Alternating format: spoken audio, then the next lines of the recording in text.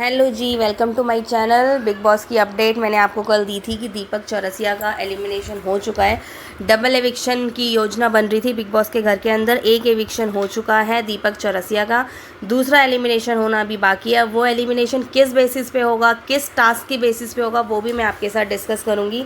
तो अगर आप चैनल पे नए हो और बिग बॉस की अपडेट्स जानना चाहते हो सबसे पहले, तो आप चैनल को ज़रूर सब्सक्राइब करें, बेल आइकन को प्रेस करें ताकि आपको मिले नोटिफिकेशन सबसे पहले। तो आज का ये वीडियो है दीपक चौरसिया का इंटरव्यू। मेरी इंटरव्यू वीडियोस आप सबको बहुत पसंद आ रही हैं, तो कीप सपोर्टिंग मी गाइस। मेरी इंटरव्यू वाली वीडियोस को ज़्यादा से ज़्यादा शेयर करो, क्योंकि मैं आपको जो इंटरव्यू में बताती हूँ बिल्कुल क्रिस्टल क्लियर होकर बताती हूँ कि क्या एक्चुअल में जो बाहर आए हैं कंटेस्टेंट वो क्या एक्चुअल में बोलते हैं। तो दीपक चौरसिया का इंटरव्यू थोड़ा सा शॉकिंग था, क्योंकि जो भी लोग बाहर आ रहे थे ना, वो बिग बॉस पे गुस्सा दिखा रहे थे, बोल रहे थे मैं बाहर नहीं आना चाहता था या मेरा एविक्शन नहीं होना था, अनफेयर है, बिग बॉस को अनफेयर बता रहे थे। लेकिन ये पहले ऐसे एलिमिनेशन वाले कंटेस्टेंट हैं जो ये बोल रहे हैं कि बिग बॉस में मेरा एलिमिनेशन बहुत पहले ही हो जाना चाहिए था। तो बाकी आप इनकी पूरी वर्डिंग ध्यान से सुनिए, मैं आपको सारा इस वीडियो में बताती हूँ। तो दीपक चौरसिया का इंटरव्यू हुआ। वो एक्चुअल में पहले तो इंटरव्यू देना ही नहीं चाहते थे, ये बिल्कुल रिलैक्स थे, टेंशन फ्री थे। अपने एलिमिनेशन से इनको बिल्कुल भी शॉक नहीं लगा, ये नॉर्मल थे। ये कहते हैं मेरा एलिमिनेशन होना था और बहुत पहले ही हो जाना चाहिए था। तो सबसे पहले इनसे जो क्वेश्चन पूछा गया वो ये पूछा गया, आप बाहर आए, आपको लग रहा था आप बाहर आएंगे?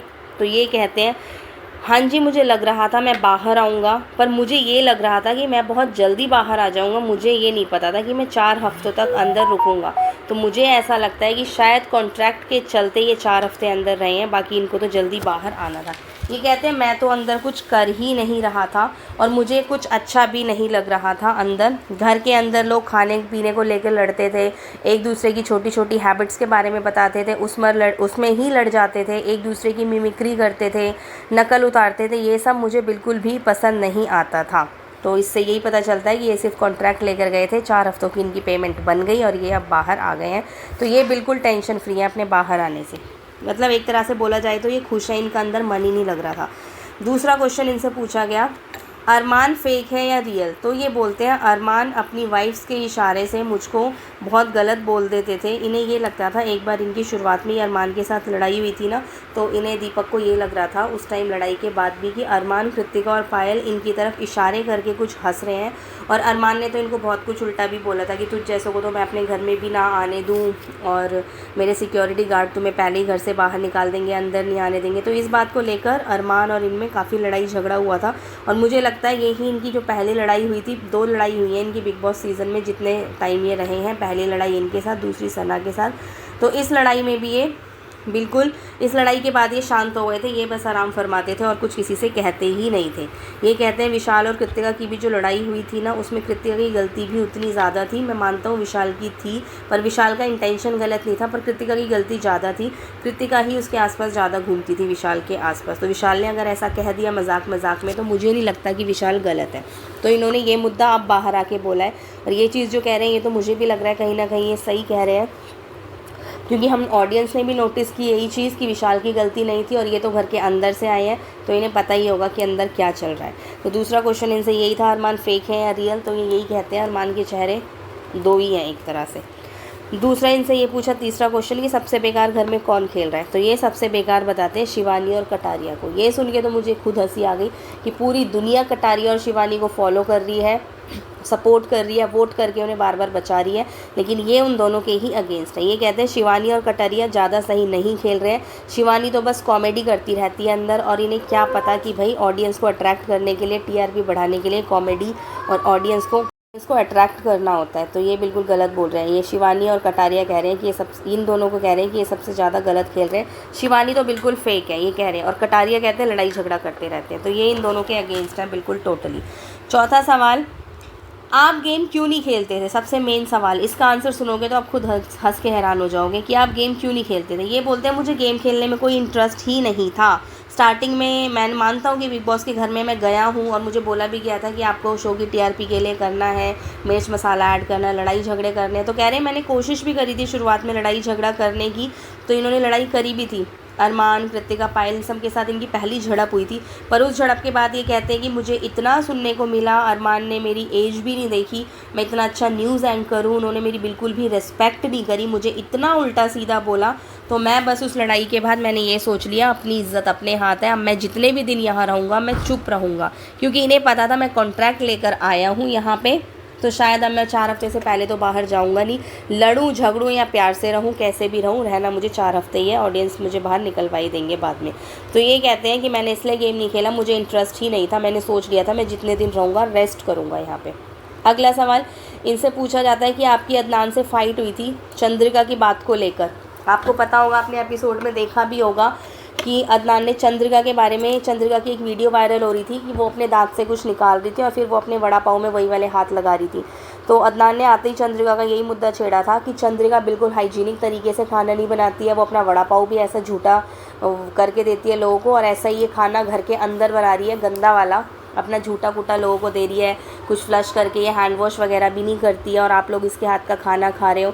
तो जब अदनान ने चंद्रिका के बारे में ऐसा बोला ना, तो दीपक ने ये बोला कि चलो ठीक है, वो जैसी है तो है, लेकिन आप एक फ़ीमेल की डिसरिस्पेक्ट कर रहे हो। तो यहाँ पर अदनान की फ़ाइट हुई थी, तो ये इनकी दूसरी फ़ाइट है अदनान के साथ चंद्रिका के मुद्दे को लेकर जो हुई थी। इन्होंने अदनान को बहुत बोला था कि फ़ीमेल है, तुम्हें फ़ीमेल की डिसरिस्पेक्ट नहीं करनी चाहिए, हमें फ़ीमेल्स को रिस्पेक्ट करना चाहिए। और यहाँ तो हमें किसी का भी नहीं पता, ये कहते हैं हमें किसी का भी नहीं पता एक्चुअल में कौन कैसे खाना बना रहा है, पर हम फिर भी खाना खा रहे हैं ना लोगों के हाथ का।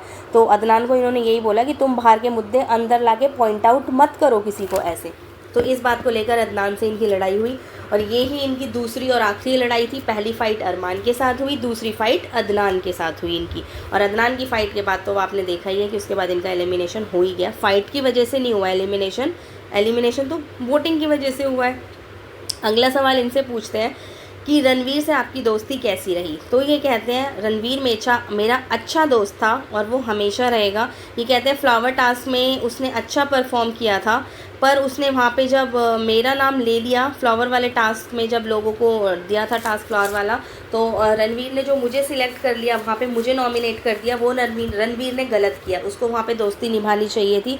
तो मैं रणवीर को बस यही कहूँगा कि खेल आप अच्छा रहे हो, लेकिन जो टास्क करते हो, टास्क में जो आप नॉमिनेशन करते हो, वो बहुत सोच समझ के करो। तो यहाँ पे इन्होंने बहुत बड़ी बात कही है, रणवीर के लिए बहुत बड़ा मैसेज किया है कि भाई रणवीर, खेल आप अच्छा रहे हो, आप अच्छे एक्टर हो, लेकिन आप कोई भी टास्क अगर आपको मिलता है तो आप जो नॉमिनेशन करते हो, किसी बंदे को देखकर दुश्मनी निकाल कर मत करो किसी को नॉमिनेशन, उसकी एक्चुअल परफॉर्मेंस के बेसिस पर नॉमिनेशन करो।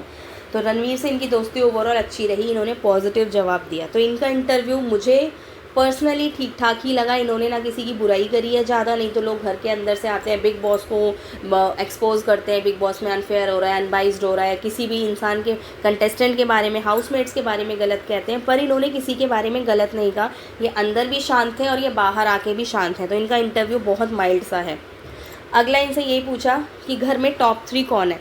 तो इन्होंने ये कहा, पूरी दुनिया कह रही है कि शिवानी विनर हो सकती है, कटारिया हो सकता है, विशाल हो सकता है। मेरी नज़रों में 3 लोग बेस्ट हैं, सना मकबूल, रणवीर और कटारिया। ये 3 लोग में, इन तीनों में से ही कोई ट्रॉफ़ी लेकर जाएगा। ये 3 ही टॉप 3 हैं मेरी नज़रों में। टॉप 3 फाइनलिस्ट के नाम सना मकबूल, रणवीर शौर्य और कटारिया। फिर इनसे पूछते हैं कि विनर कौन होगा आपकी नज़रों में। तो यहाँ इन्होंने बहुत अच्छा जवाब दिया। जैसे मैंने बताया, इन्होंने 3 लोगों को टॉप 3 में बोला, सना मकबूल, रणवीर और कटारिया। तो विनर भी इनके हिसाब से इन तीनों में से कोई एक होगा। तो इनके हिसाब से विनर है रणवीर शौर्य। वो ये कह रहे हैं कि रणवीर शौर्य अपनी बिल्कुल रियल पर्सनैलिटी दिखा रहे हैं यहाँ पे अपनी। वो एक्टर होने के साथ साथ बिल्कुल रियल भी हैं और इंसान को रियल ही होना चाहिए। तो मेरे हिसाब से तो वही विनर है, वही ट्रॉफ़ी लेकर जाएंगे। बाकी लोगों को लगता होगा शिवानी और कटारिया लेकर जाएंगे, हो सकता है कटारिया भी ले लें, पर ये कहते हैं मेरे हिसाब से शिवानी तो बिल्कुल फेक है। इन्होंने शिवानी को बिल्कुल फेक कह दिया, शिवानी के तो ये बिल्कुल अगेंस्ट है।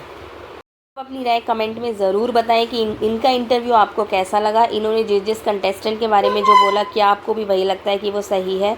अपनी राय कमेंट में ज़रूर बताएं। For more videos, more latest update, subscribe my channel. Thanks for watching. Bye bye.